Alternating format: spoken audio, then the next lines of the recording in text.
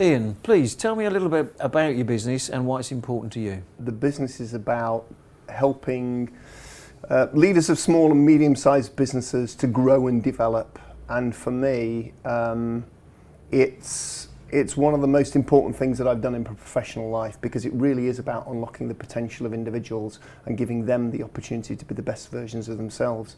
And in terms of realising my own purpose, that really has aligned that, because it gives the professional world a real alignment with my own personal purpose.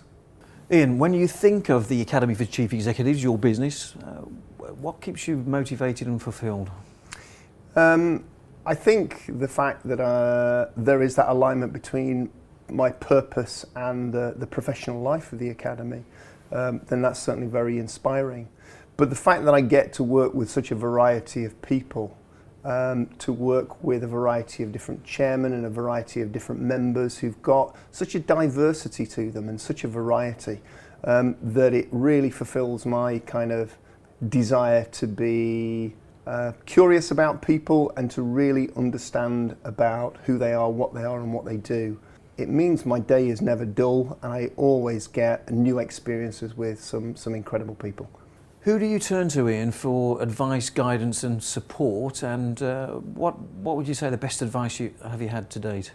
So I guess the big advantage with the role that I have is I have so many people who are so open to me being able to talk to them and get advice from them, guidance, because I have a great cohort of chairmen who are working with members all the time, so they're very open to providing advice and guidance.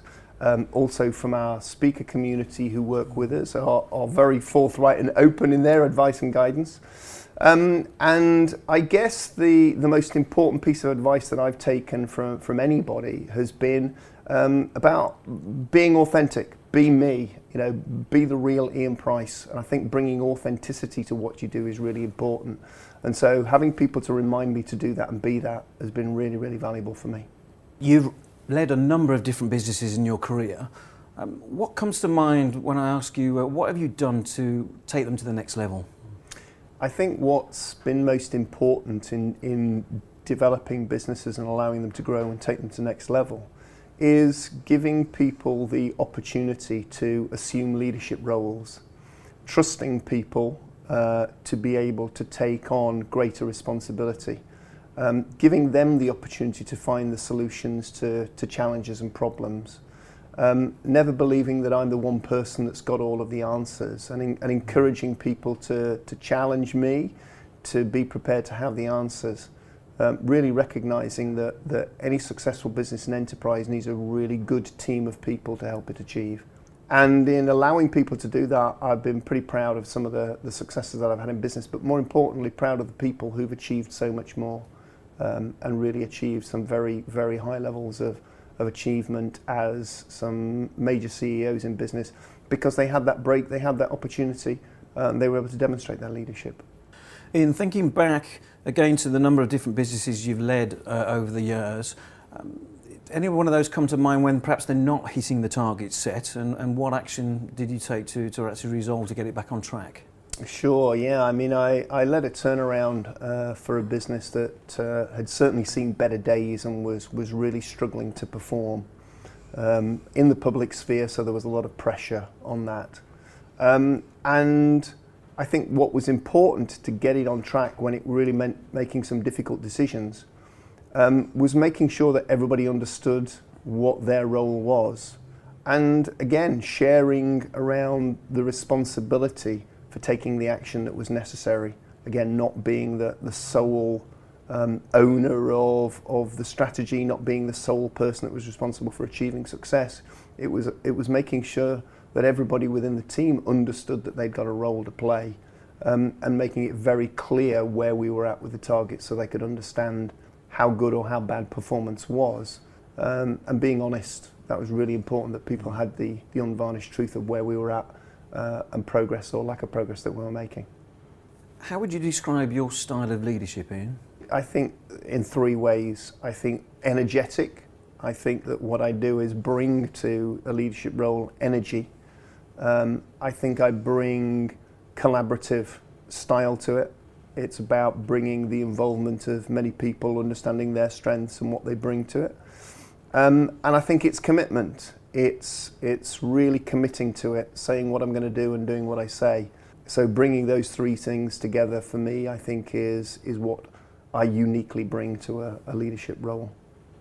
What's most important to you, Ian, in the business? Is it vision, is it values, or is it something else? I think what's most important to me and to the Academy is our values, and making certain that we are clearly aligned with those, that the things that I do in the Academy align with those 5 values, and that we ensure that as far as possible people's behaviour across the Academy aligns with those values, which in simple terms are, caring, sharing, creativity, curiosity and challenge. We've identified the importance of values with the Academy for Chief Executives. How do you know they're actually working? Well, for me, to understand whether they're working and for working for the Academy, it's first of all, do they form part of the language? Do they form part of the everyday language of people? Are they using the words caring and sharing and creative and challenging and the like? And also, it's about calling out the behaviours when maybe they're not aligned with what we're doing. So when people aren't necessarily demonstrating in their behaviour those values, that there are people around the organisation prepared to challenge that. And call out that kind of behaviour as not being aligned with it. So it's language and it's challenge when maybe it's not feeling aligned. That tells me that values are an important part of the organisation. Thinking about all the leadership positions you've had, Ian, what's one of the most significant changes you've made to one of the businesses you have been running?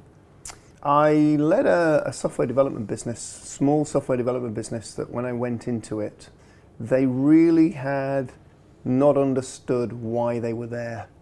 That for them, the software development business was about developing software and just doing that to a better and better standard without any sense of commerciality whatsoever. So in a way, the business had lost its purpose. It now was about the artistic capability of the software development team rather than that they were developing a product or a product suite that would be valuable and useful for its potential customers. So in realigning that business to make them understand across the whole organisation what our purpose was, that was a real significant change for that business and for me to implement that change. Ian, if you had to choose one, what characteristic or asset should all leaders have? That's a real challenge to identify one, but in being asked for one, I would say the ability to listen, to truly listen to people they work with, people that they're partners with, their customers, the suppliers, but it's listening. And actually there's a lot to that. That's a real strength, it's a real skill, but the one thing I would say that would give value to any leader is the ability to listen. What would you say the biggest challenges are facing leaders today? I think the biggest challenges for leaders today are probably not new challenges, because I think the challenges are similar through the ages, as it were.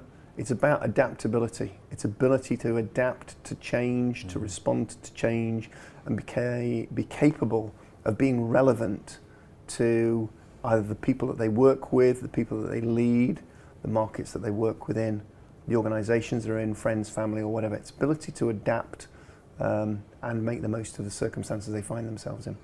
Ian, what question, or indeed questions, should every successful leader ask of themselves? I think every successful leader should be asking the question, who's next? Who is going to have the skill, capability, inspiration, resolve, resilience to take my place? And how do I make sure that they are there and ready to take my place? If you had one piece of advice for successful leaders, Ian, what would it be? And can you give an example, please, of it in action? I think that if I was asked for that one piece of advice, it would be prepared to ask for help. And I think that's, again, none of us have all of the answers, and we should be prepared to ask others to help. I know in any number of circumstances I have found myself confronted with new sets of circumstances, new challenges, and sometimes my own personal resilience challenged. And it's not always easy to ask for help, but when you are in those circumstances, I think the best thing that you can do is turn to those people you trust and respect and are prepared to listen to and ask for their advice and guidance. Please, will you share your top insights for leading success? If I was going to share the insights that I've had of leadership, I would probably say there's three things. I think one, do the things and work with the people that you love and are passionate about. I think secondly, that you should work on something that aligns with your purpose, so that you're working to something that again you think is worthwhile and helps you achieve your own purpose. And I think the third thing is to be prepared to listen to people, take their advice and seek out their help and listen to what they've got to say.